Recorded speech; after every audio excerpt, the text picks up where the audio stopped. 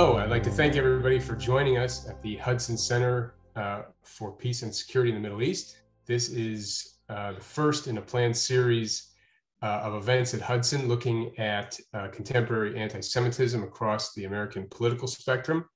I wanted to thank and introduce the participants in today's discussion. Ed Hussein, an adjunct professor at Georgetown University School of Foreign Service. Daniel Schwamenthal, the director of the American Jewish Committee's Transatlantic Institute, joining us today from Brussels. Michael Duran, senior fellow at Hudson and the director of the Center for Peace and Security in the Middle East. And I am Jonathan Schachter, a senior fellow in the center as well. Anti-Semitism has been the subject of increasing concern and discussion of late, coming against the backdrop of data from 2020 showing that not only were hate crimes up in the United States, but that Jews were the leading target by far of hate crimes that were based on, that were motivated by religion. We see the incidence of anti-Semitic violence across the country, including just over the weekend, there were a number of attacks on Jews in New York. There was the hostage taking at the synagogue in Colleyville, Texas last month. We've seen the spread of COVID-19 related anti-Semitic conspiracy theories, and even Whoopi Goldberg's ill-considered remarks about the Holocaust. Now, Amnesty International stands accused of anti-Semitism, and I should point out, not for the first time, after publishing a paper last week accusing Israel of apartheid. There's a lot to sort out here. It's religion, it's history, it's politics, it's international law, it's race in America. Why don't we start by putting this in context? Daniel, I turn to you first. What's the background here? What makes this anti-Semitic, right? What is Amnesty trying to achieve with this paper? Right. Well, pleasure to be here. Amnesty International took a leaf straight out of Hitler's Mein Kampf, where he talked about the propaganda technique of the big lie, a lie so colossal that it will be believed because no one could imagine that anyone could distort the truth like this. And this is exactly what Amnesty International did with its libelous report, accusing Israel to be an apartheid state in its entirety. According to these modern day protocols, the Jewish state practices racism not just in the West Bank, which it is often accused, but also within its recognized international borders. The very nature of Israel is supposedly racist from the moment of its founding out of the ashes of the Holocaust in 1948, so long before the conquest of the disputed territories. And this vile lie meets the so-called IRA working definition of anti-Semitism.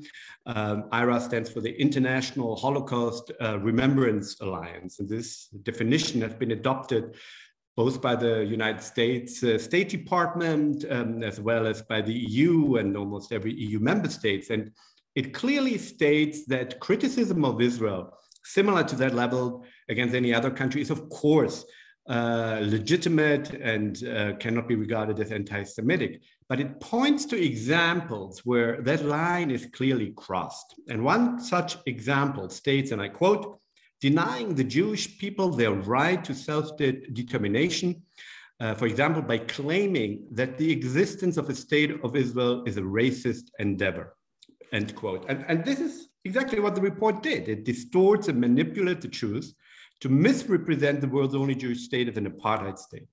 Incredibly, the report itself basically admits that it is manipulating the true meaning of the word apartheid, writing that it is not arguing that Israel's system is the same or analogous to what happened in South Africa. And as Elliot Kaufman in the Wall Street Journal recently noted, if it's not even analogous, why are they using it? Why are they using this specific word? And it's clear because of its emotive power. And there is, of course, no room in the civilized world for a real apartheid state. If indeed Israel were guilty of such heinous crimes, it would have no right to exist, just like the real apartheid regime had no right to do so. And there would be no compromise with such a criminal state. It would have to be fought by every decent human being until it is finally dismantled. This is the inevitable logic and purpose of this report. It is to demonize Israel and to delegitimize it in any borders. I think that makes a lot of sense. It also seemed like there was another layer to it, which was not only to delegitimize Israel, but also to deny it the right to defend itself. And I thought it was curious, to say the least, that one of their recommendations was that there should be a total arms and defense embargo imposed by the Security Council. I thought that was perhaps one of the most telling parts about the report. Ed, it's often said today that there are three main sources of anti-Semitism in the West. They talk about anti-Semitism on the far right, anti-Semitism on the far left, and they talk about Islamist extremism. Do you agree with this breakdown of the sources of anti-Semitism? And if so, or if not, what are the differences, and what do they have in common? I broadly agree with those three categories, Jonathan, but I would add a fourth, and I'll come to that in a moment. But first, to say thank you and congratulations on the new center to Mike and to you, Jonathan, and thank you for your service over the years in maintaining that depth of relationship between the United States and Israel. And it's a great joy to see you and be with you here. On the point of the 3+1 in my mind, the three, I mean, the far right is an easier one because we know that long history of where the far right's racism and anti-Semitism right from its very birth, whether it's the failed artist in Vienna that went on to become Adolf Hitler, or whether it was the mayor of Vienna that legitimized the discourse of hatred for the Jewish people. So there's a long and conventional and understood anti-Semitism that we get from the European far right and, remnants of Nazism here in the United States and elsewhere.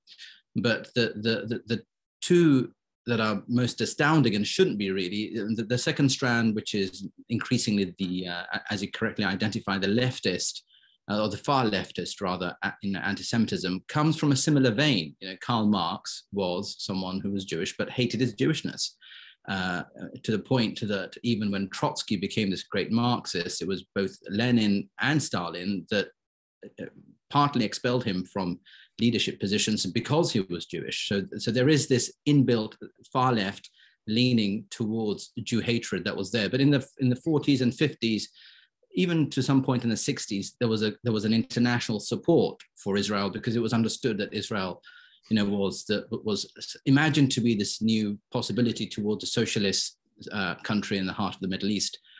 But then Israel became too powerful. Israel wasn't supposed to win all those wars. Israel wasn't supposed to become a nuclear power. Israel wasn't supposed to become a successful, thriving economy. And there, I think, is where the rubber hits the road, because on the political far left, there's always a racism of low expectations, whereas the racism of the far right is an ugly black and white, race-oriented, color-oriented racism. It's very easy to call out. But the racism on the left is a racism of low expectations. In other words, Jews are supposed to be in the kibbutz, in the ghetto, part of the international left. How dare Jewish people and the Jewish state decide to be so successful and continue to win war after war in a hostile Middle East? That second component of anti-Semitism from the political far left is backed increasingly by large numbers of young activist Muslims who are influenced by the ideology of Islamism. And Islamism is an ugly combination of that far right and that far left. They have the racism of the far right, but they also have the Marxist, Leninist influence of the left, which is statist, anti-West, anti-Israel, anti-status quo. And that Islamist influenced Muslim activism across Europe and elsewhere has given large numbers of support. So, in the UK, at least, 30 to 40 political constituencies will be at the will be at the helm of Islamist organizations in the coming 15 to 20 years, simply because they have the numbers. With 4 to 5 million electorate, you can swing in the election. That's just the UK, same in France and elsewhere. And the last component of anti-Semitism, which I often think gets overlooked, and we shouldn't shy away from it because it's relevant and it helps legitimize category 2 and category 3, i.e. Islamist and leftist, and that is, Jewish people who hate their Jewishness.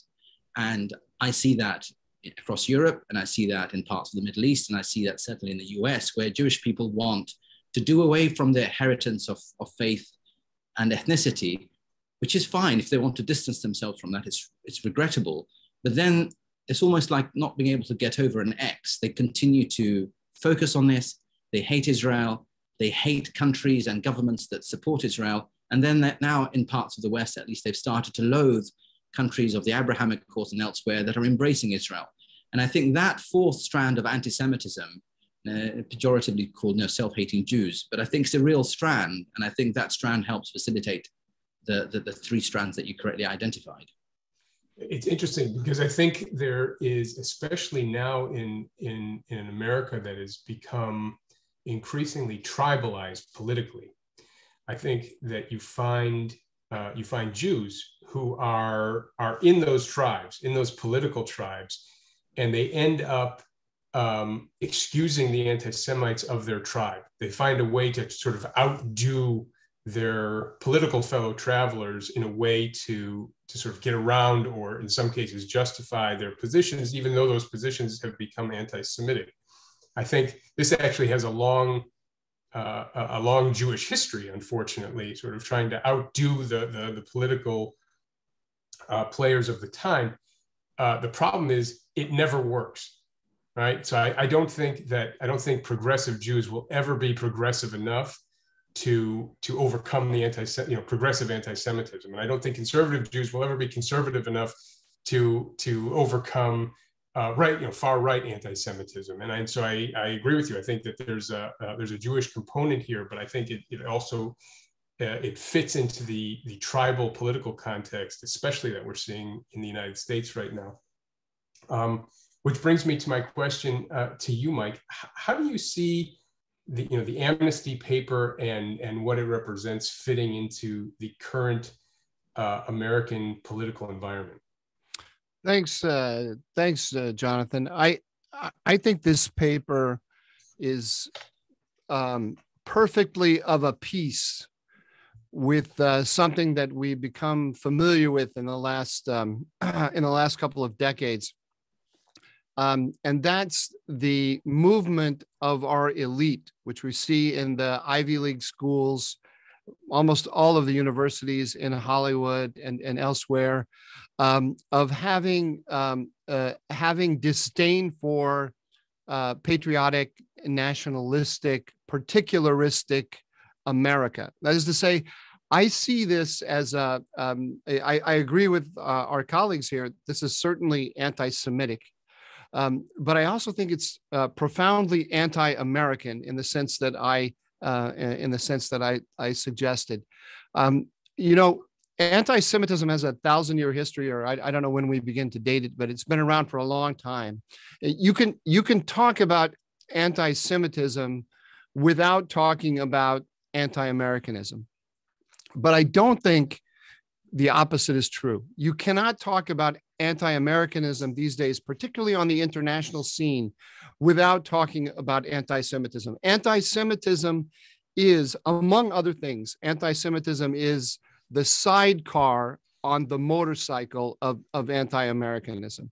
And, the old ancient anti-Semitism or traditional anti-Semitism. Somebody called the image that those anti-Semites put forward, somebody called the Shylock Jew, and they I don't know who it was who made that distinction, and they compared it to the Rambo Jew, right, of contemporary anti-Semitism. This is what I can't remember now if it was Daniel or Ed was saying about after the victory in the 67 war and Israel was seen as strong. Suddenly you shifted from having disdain for the Shylock Jew to having disdain for the powerful, all-powerful Rambo Jew. In anti-Americanism, these two fit together very, very comfortably at the same time, because this is the because Israel is depicted as the partner, almost the twin brother of the United States. So this is whether we're talking about with regard to the Islamic Republic of Iran, talking about the great Satan and the little Satan, or whether you're talking about anti-globalism campaigners in Europe, who depict the United States as the Wall Street as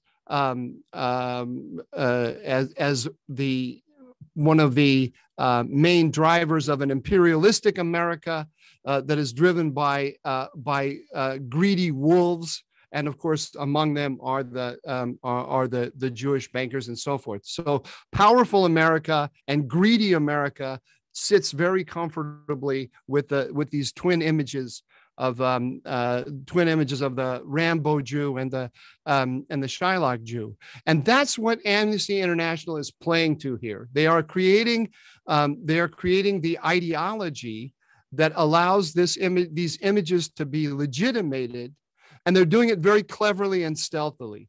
So that they can, so cleverly and so stealthily, you can be an 18 or a 20-year-old college kid and you can read this and it can sound legitimate to you. You don't feel yourself to have, and you don't have to be an actual personal anti-Semite in the sense that you have actual personal hostility to Jews to sign on to these ideas which are objectively anti-Semitic and anti-American.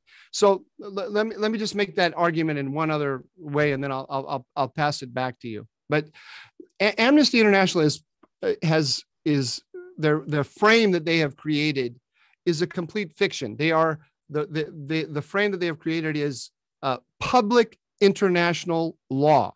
There is no such thing as public international law. The American Constitution talks about law of nations. There is such a thing of law of nations, but law of nations exists only within a context of a balance of power. So today what's happening in the world? We have the United States and its allies facing off increasingly against China, Russia, and Iran. That's the reality. Within that balance of power, there is only one side that's actually concerned with the rights of individuals as part of the law of nations, and that's the West, and that's the United States. If you take an Amnesty International report and you go to Beijing and you pound your fist on Xi Jinping's desk and you say stop these practices that Amnesty International has identified as abhorrent, they throw you in jail and they pull out your fingernails if you're lucky. In the West, people take it seriously, people organize and so forth. So actual true respect for human rights of the kind that Amnesty International says it believes in only exists in the West. That's the only place it does. But they are, like these elite institutions that we see, they are actually trying to undermine the West at a moment when those who are most hostile to international law, and in particular human rights law, are on the march. So this document is, in the end, it's profoundly anti-American, it's profoundly anti-West, but it creates this sort of this cosmopolitan ethos that a lot of people in the West are happy to sign on to, just like professors at Ivy League schools wanting Marxist revolution, which a Marxist revolution that would completely destroy the material base on which all of their success has been made possible. I see it as completely just a part of that elite culture. Can I just say something, Jonathan, with your permission? Please. It's just a very brief remark to amplify and echo what Mike's been saying about human rights and Amnesty International. I mean, it strikes me as profoundly ignorant that you would go against the only Jewish state in the world. I mean, as Muslims, we always talk about the fact we have 52 nation states, and what Mike just said about laws and jurisdiction apply exactly to that. Laws operate within a nation state context. And we got that idea from the Jewish people, because when the Jewish people were expelled or were liberated from Egypt, the concept of a land with its own language, with its own borders, and with its own liberties was taken straight out of that old history from the book of Exodus. And it was the ancient Greeks who used to believe in human sacrifice, and the Romans had no regard for human lives or human rights, as we call them now. You know, Julius Caesar famously took over 2 million lives on his campaign in today's France, or the Gaulish campaign. It was the Jewish people and Jewish history, and Rabbi Jonathan Sacks is probably the best amplifier of this, that gave us the concept of human rights, that humans have rights and human lives are sanctified. And that's an old Jewish idea from which it came obviously into Christianity via St. Paul, who was a Pharisee, i.e. a Jewish priest. To then now, 2,000 years later, the profound ignorance to actually say, you know, the Jewish state doesn't believe in human rights. It's a complete negation of the very concept that they're trying to embed on the state and a people and a history from which we get the idea of human rights. That's why it doesn't matter in China. That's why it doesn't matter in Iran. That's why it doesn't matter in other parts of the world, because they don't have that heritage. You remove that heritage, we don't have much to stand on. So it's much bigger than just kind of trying to attack, you know, one set of policies in one country. As Mike correctly identifies, it undermines everything we stand on in the modern West. If I may add something, please, Daniel. Adding to what was said earlier about what Ed said about the fourth element, Jews who attack the legitimacy of Israel. Luckily, this is really a small fringe group among the Jewish communities, but they are, of course, very useful for the anti-Israeli activists. So their voices are being artificially amplified and presented as if they really represented a meaningful spectrum of the Jewish community. Luckily, they do not, but as I said, they are being used and they allow themselves to be used and given a platform that is completely disproportional to the numbers. And I also wanted to add a little bit on these three sources when we're talking about right-wing, left-wing Islamists. And we know, of course, there is often a far-left Islamist cooperation, but these groups they don't really operate in a vacuum. They mutually influence and enrich each other. And so you will find also on neo-Nazi sites and people like David Duke, who happily embrace the anti-Zionist arguments and demonization of Israel that is more common on the far left. And the real problem with confronting this is the fact that people on the far left really refuse to either admit or are not aware that what they just did or say is indeed anti-Semitic. Some of them may really truly believe that they are fighting for a good cause and that this is a very objective analysis of human rights, not knowing that they are themselves then being manipulated. But this is, again, where this IRA definition is so useful. Because it exposes this faux criticism. It's not criticism if you deny somebody's right to exist.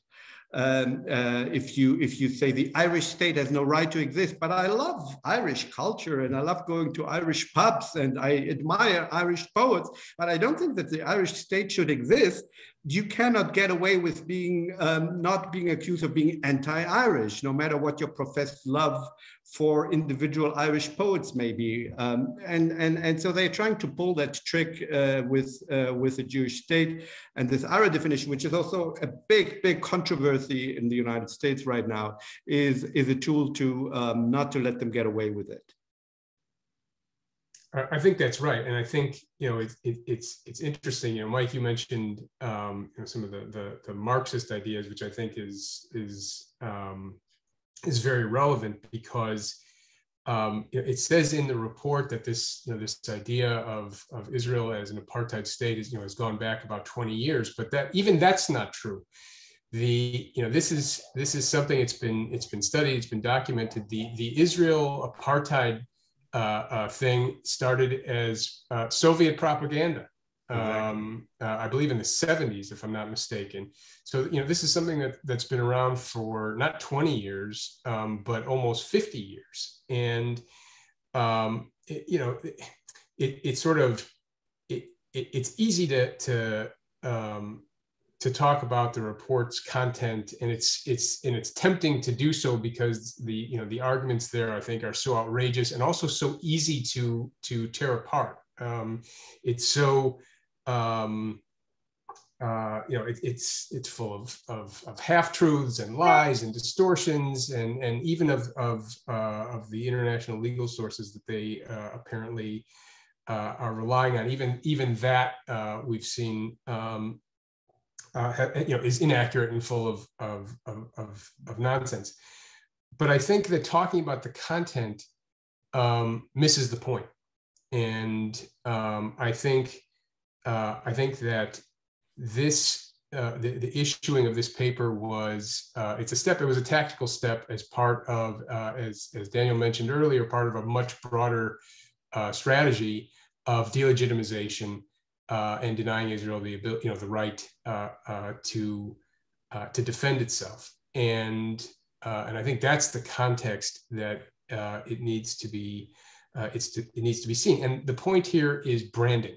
The point here is to try and normalize the pairing of these two words, and to make that acceptable in common speech. And I think that is, I think that's the game here. I also think that in a lot of ways the report was a gift because the arguments are so absurd, and because there's the language and the images that it uses are so sort of classically anti-Semitic, talking about Jewish hegemony and Jewish domination.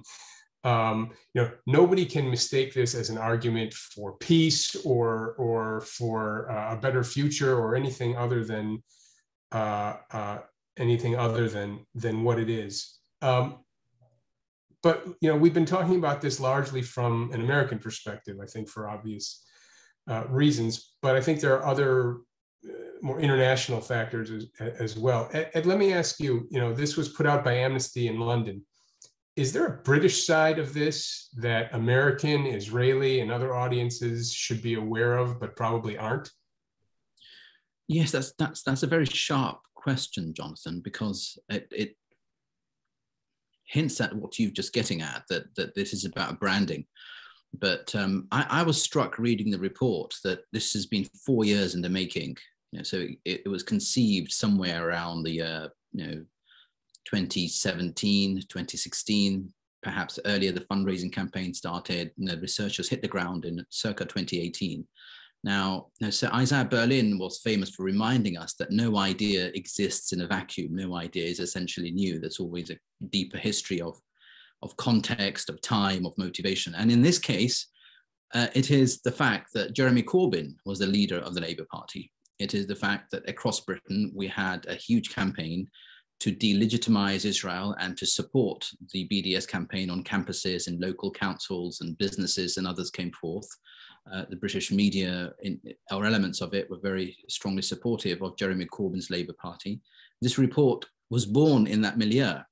This report was also born in the milieu of a Labour Party that was close, or at least the far left leadership of the Labour Party. I keep saying far left because it's important for us to be loyal to Hannah Arendt, who taught us you need the centre right and the centre left for a democratic process to go forward.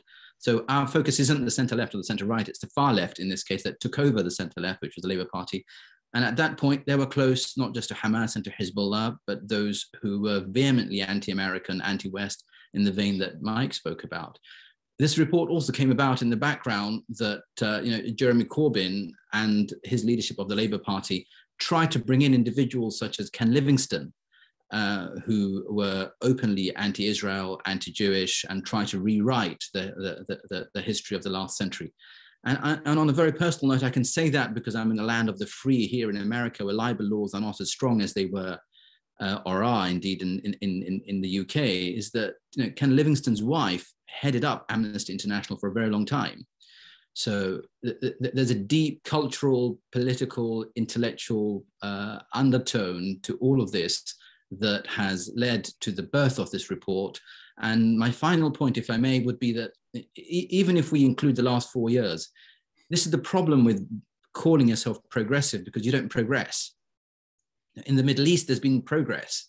In the last 4 years, we've seen that thanks to Israeli strength against Iran, multiple Arab nations have made peace with Israel openly. Menachem Begin's doctrine of peace through strength. We see that now with the Abraham Accords out in the open.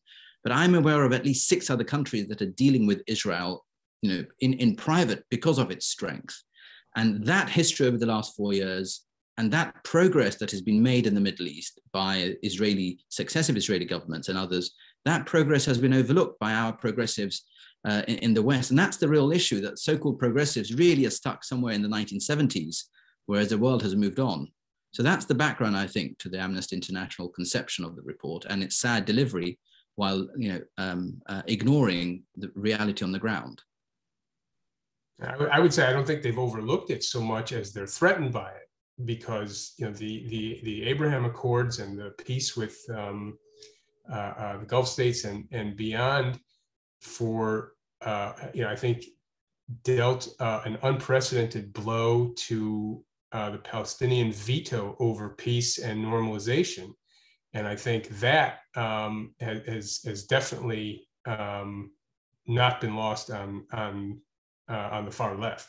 But also, they were expecting a Jeremy Corbyn victory. They were expecting a Labour victory. This was part of a longer campaign to have Amnesty International and the British Labour Party in government to lead an international delegitimization of Israel from the European Union and then to other parts of the world.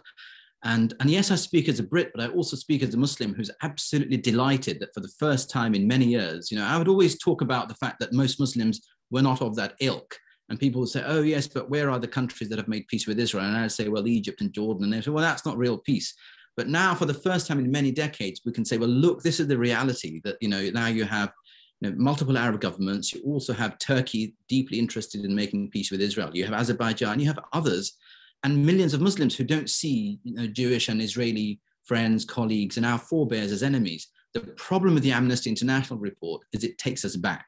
It's not progressive, it's regressive. It says, oh, no, your radicals were always right that this is an apartheid state and somehow, we need to boycott it. So this is the other damage that it does, not just to the West, as Mike and Daniel correctly identify, into Israel, but also to 1.8 billion Muslims are being given the old mood music again, if you like, from the Ayatollah Khomeini days. So that's why, my problem with the progressives, and I'm someone, who worked for Tony Blair, is that where is the progress among the progressives? That how can you regress back to the 1970s and the revolutionary mindset and not realize reality on the ground, and then help play mood music for suicide bombers and terrorists by saying their anti-Semitism is in fact validated by a 10 million member strong Amnesty International? It's a real shame that that's where we are today. It is. Daniel, let me ask you. You're in Brussels, the heart of the EU. Last fall, the European Commission put out its first ever EU strategy on combating anti-Semitism and fostering Jewish life. Is the strategy an indication that things are getting better, or is it that they've gotten so bad that the EU had to do something public and make some sort of a statement? Have you seen anything change since its publication? Before I answer that question, let me just also briefly add to what you just said earlier. I agree that I think there's an air of desperation that this report reflects, because this whole delegitimization campaign that you said, as you rightly said, basically started by the Soviet Union, was when they realized they couldn't defeat Israel on the battlefield, and then so moved the war to the political, diplomatic, public relations arena. And now, as Ed explained, with all these Abraham Accords, this part of the plan seems to disappear as well. Israel is much more legitimate now in the region. And indeed, the report, the big lie of the report, really poses a dilemma, because by addressing a point, particularly if you try to refute every individual point, which could be done, but you are adding legitimacy to a big lie. but at the same time, not addressing a big lie risks that people may believe it. As I said earlier, it's difficult for the general public to accept that a once reputable organization like Amnesty International would simply make it up, right? Would simply distort the truth, but that's what they have done. And so it's a very, very difficult maneuver here to find the right balance between refuting it, but without giving the accuser too much credibility. With respect to the EU's first strategy on anti-Semitism, I think it's a little bit of both. I mean, obviously things have gotten really worse, but at the same time, I think we really need to acknowledge that we have a leadership that has risen to the occasion and is facing the reality that there is a growing problem with anti-Semitism, and not that it ever disappeared, but we have particularly now also violence, murderous violence in the streets of Europe, and this increasingly filled with criminal energy campaign against the world's only Jewish state. So credit to, in this case, specifically Commissioner Skrinas, who is from Greece and was responsible directly responsible for the study as vice president, but also President von der Leyen from Germany. And that's always the first step, that we have the political recognition, that we have people who take responsibility and acknowledge that we have a problem that we need to confront. Now, of course, in those few months, we can't yet say that we have seen a difference. We will see how this will develop, how parts of the plan will be implemented. I'm particularly interested to see two aspects of the plan that was also already there in previous statements, namely to what they call the mainstreaming of the fight of anti-Semitism. So meaning to broaden it out to really in every policy field. So not just to say, okay, we need to, a better education system. Yes, education is of course part, but that's sort of the area you first turn to, but to really have a holistic approach and say every policy field could, in theory, have an impact on anti-Semitism. So we want to take really mainstream it and look at it from that perspective. And the second part is that they want to specifically also carry it into foreign policy. And I think that's also, again, very noteworthy. Usually these issues of anti-Semitism abroad in certain countries was considered outside the sphere of diplomacy. These are internal affairs where we shouldn't meddle. In theory, now they can meddle. There is a big litmus test now with the Palestinian Authority, specifically Palestinian textbooks that are full of incitement and anti-Semitism, and this is now the first test case for the Commission and for the EU to say, our fight against anti-Semitism is not only internal, it's also external, and specifically in countries or areas where we even fund the government, as is the case with the Palestinian Authority, to a very substantial degree. And here I really want to see finally some action. You mentioned the implications on European foreign policy, but Mike, let's bring it back to Washington. What do you see as the foreign policy implications of domestic anti-Semitism in the United States?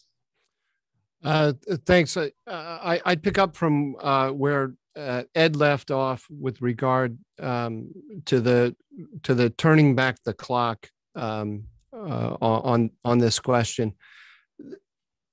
This, as I see it, I'm sure that this did come out of the Corbyn left in the UK, where you saw a growing alliance between Islamists and leftists. But that milieu is also part of an international milieu and an American one. We increasingly see in the United States the rise of the progressives, and they are not necessarily the largest element of the Democratic Party, but they're the most dynamic, and they're having a huge impact, and especially on Middle Eastern policy. Progressivism has a foreign policy, and it's the foreign policy of the Obama administration and of the Biden administration, and in which one of the most important goals is to achieve a reconciliation with Iran. And that means two things. It means ignoring the rise of Iran and its proxies on the ground. We're no longer the progressive foreign policy wants to get the United States completely out of the game of containing Iran on the ground in the Middle East. If you read Rob Malley's foreign affairs article, which he wrote in 2020, that's Rob Malley, who's now in charge of Iran policy in the Biden administration. The article clearly states that the conflicts of the United States with Iran and its proxies are a result of America's allies forcing it into conflict. And he doesn't single out Israel there, but the implication is obvious. The Saudis and the Israelis are forcing the United States into conflict. There's another way. Actually, there's an overlapping interest between the Islamic Republic of Iran and the United States, and a deft diplomacy can find that middle ground and thereby reduce the need for the United States to be militarily involved in any way in the Middle East. So the Amnesty report is an effort to legitimate this effort to reconcile with Iran by saying our ally, the country that is most exposed with respect to the Iranian nuclear program and the rise of Iranian proxies across the region, our ally is the problem. It doesn't have a moral position from which to stand and to call on us to work with it against Iran. Now, this started 4 years ago. I'm sure that when they put this together, they thought, well, if Trump loses, then we can use it to justify the Democratic foreign policy and push the progressive foreign policy that the Democrats will run. If Trump wins, well, then we use it to hang around his neck the evil association with Netanyahu. And see what the Obama Biden foreign policy does, which is extremely clever as domestic American politics when appealing to progressives, is it takes all of those characters on the domestic American and international scene whom progressives hate anyway, and then holds them responsible for conflict in the Middle East and the American and the challenges that the America faces in the Middle East. So, back when I was in the White House, it was Bush and Sharon. Then now it's Trump and Netanyahu, together with Mohammed bin Salman, together with the evangelicals in American domestic politics, together with Republicans or anyone in the United States that favors a kind of realpolitik, hard-headed foreign policy based on military deterrence and so forth. I mean, the progressives have created this image that there's a way for the United States to engage with the world, with nasty actors out there like China, Russia, and especially Iran, based on diplomacy and concessions rather than traditional military deterrence. And it undermines the American, the current American position by undermining our best ally in the region, our most important ally in the region, our ally that has the best capabilities for containing and confronting Iran, and not just undermines it, but also accuses it of of being the source of all the problems that the United States has. I guess what really stands out for me in listening to you is that you have this, what you're describing as this progressive foreign policy, and it's all about who we should be against, right? So it's critical of Israel, and it's critical of the Saudis, and it's critical of the Emiratis.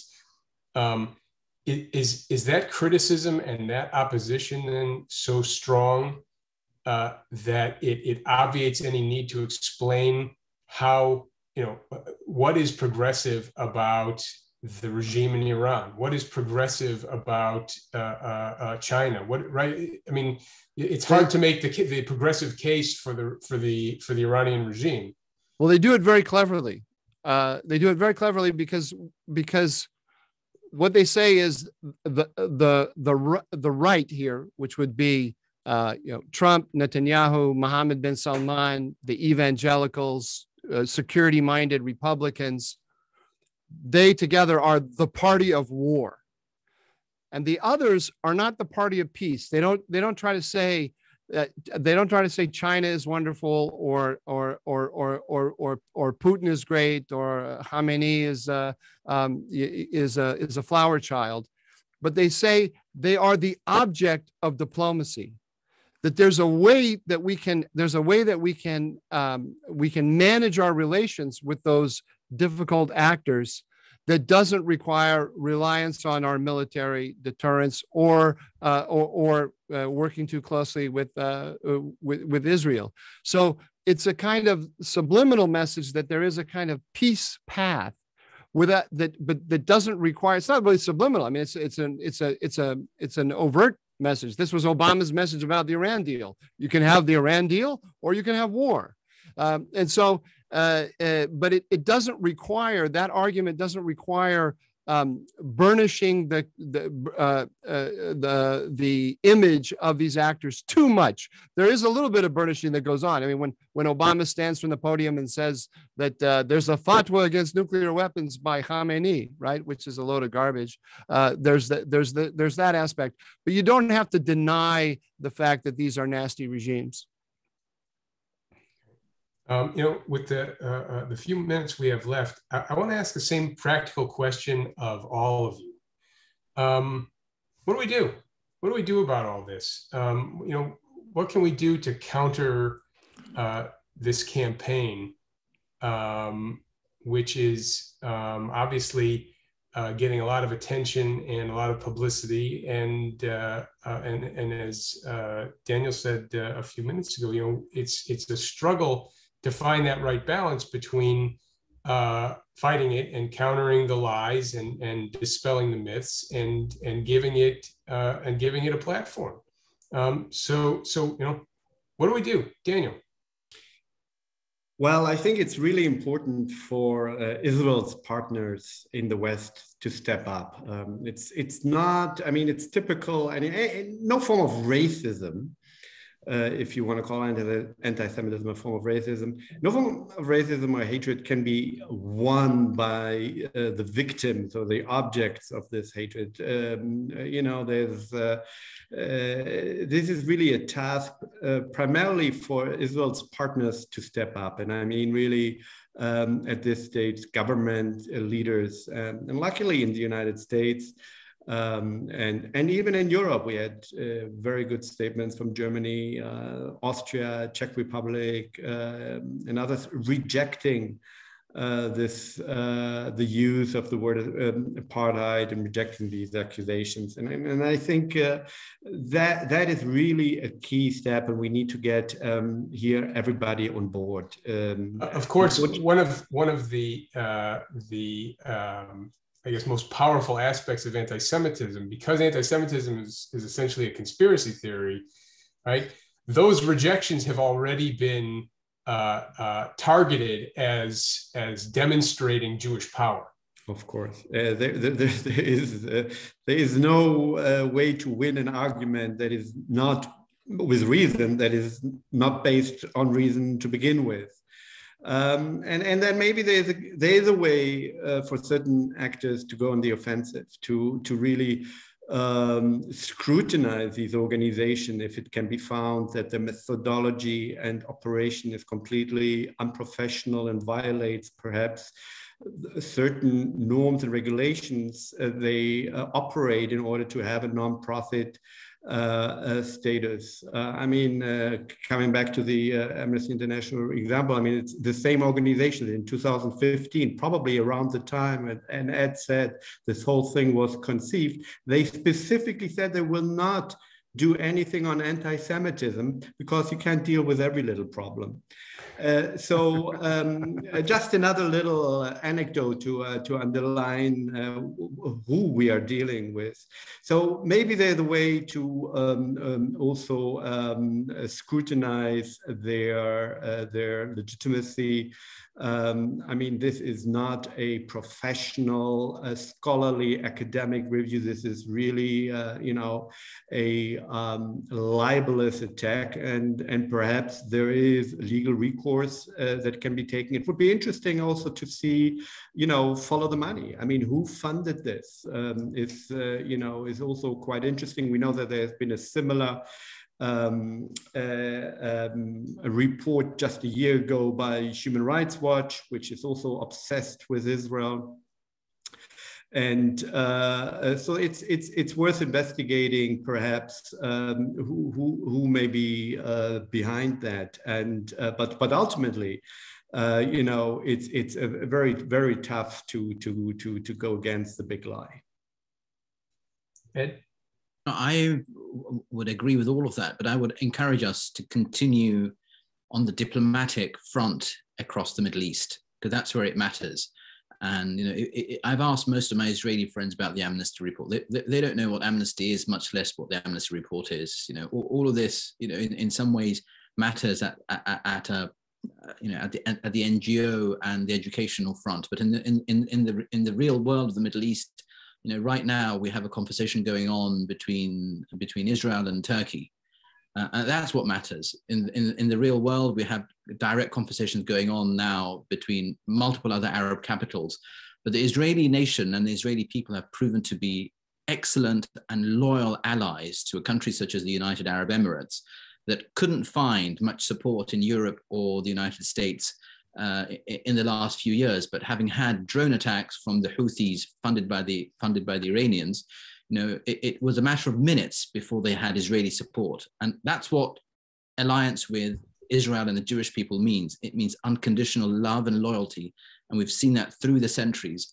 And I think for the first time now, in at least 1,000 years, you've got new Jewish communities being settled in the Middle East, in the UAE and elsewhere. And there's a lot of interest in Bahrain and in Saudi Arabia and even in Kuwait. And I think that's the direction of travel, because that direction of travel destroys the narrative and the framing which Amnesty and others are trying to propose, you know, in the name of progress that's stuck in the past.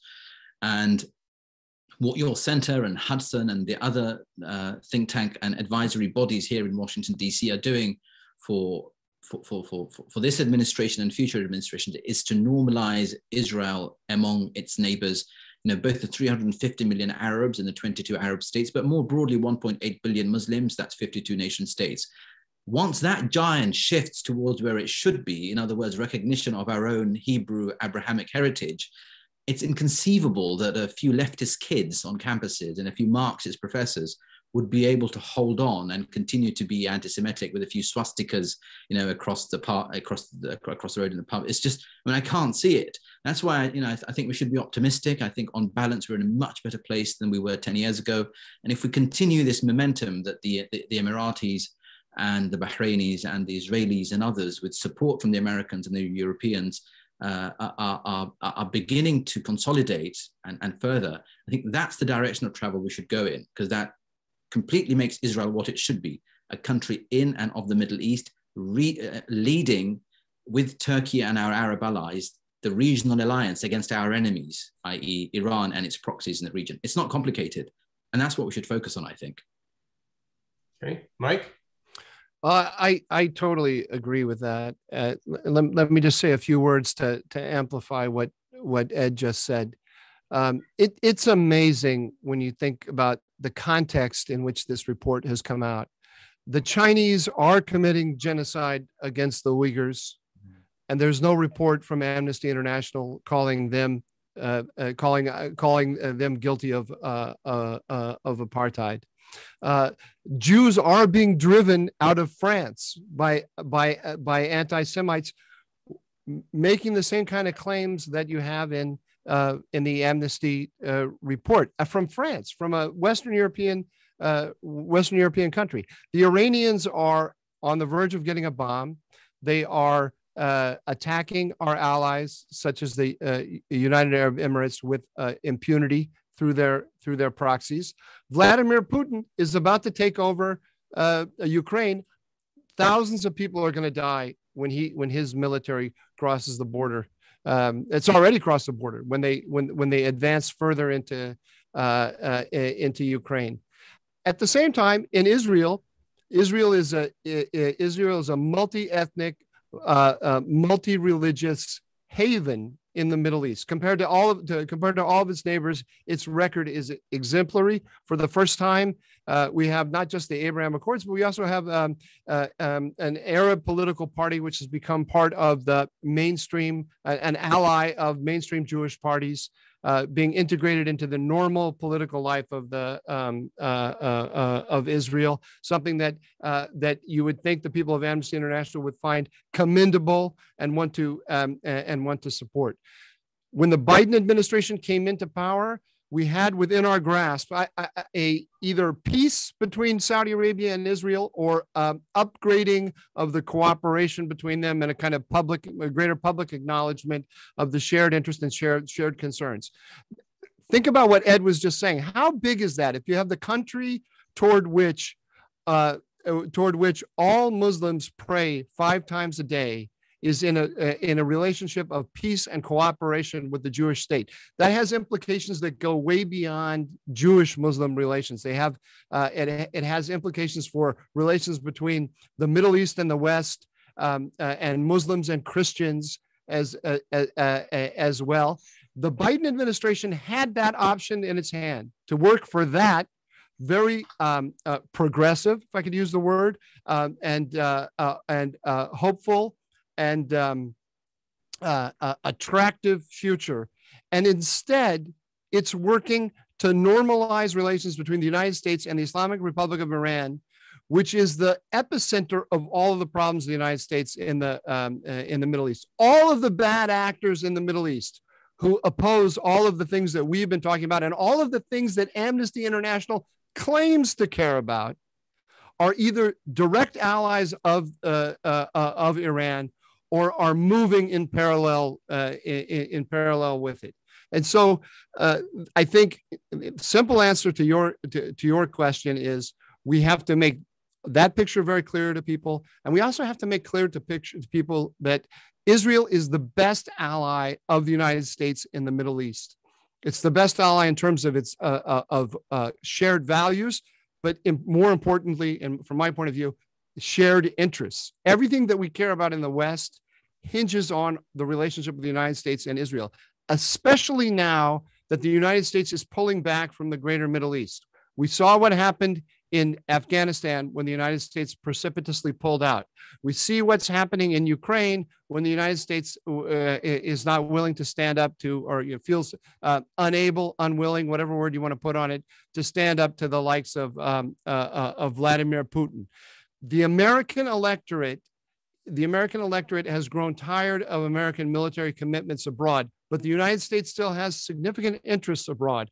How are we going to look after those interests? The only way we can do it is through an alliance with allies who share our interests, share our values, and have significant military capabilities.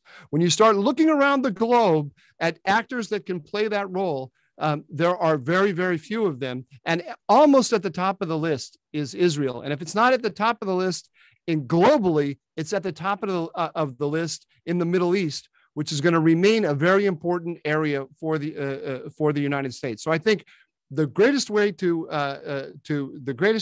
combat this disgusting sewer of a report is, as all of our colleagues have said, not to talk too much about it. We have to a certain extent, but let's not get bogged down in their game of refuting all of their different arguments.